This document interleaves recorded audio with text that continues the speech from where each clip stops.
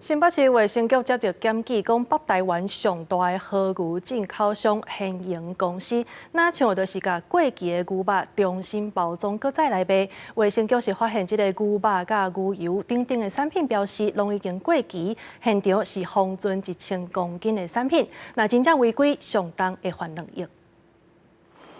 这间伫咧台北内湖的和牛专卖店，也是北台湾上大间的和牛进口商现营公司的实体店面。伫最近传出，敢若是甲过期的日本和牛重新搁包装提出卖，引起消费者的疑虑。基本上都是效期内的东西，那如果客人有疑虑，我们都会回收做检验。因为我们这个肉品它预期要做报废要处理，它有一个跟会计师跟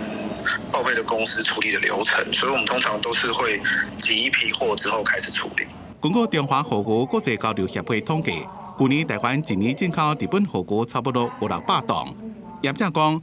进口的和牛本来是冷藏的，会伫咧赏味期进前先进行分割，然后放伫咧冷冻库保存，一般会伫咧8个月内卖完。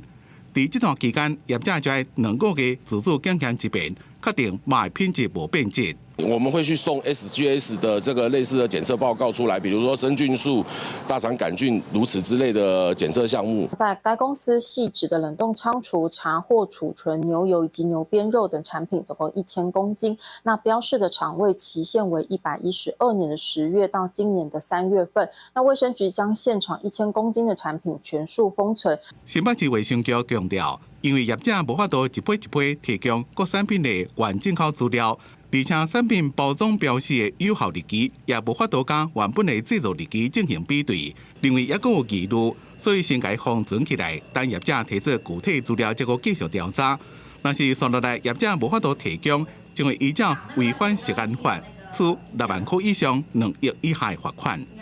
记者综合报道。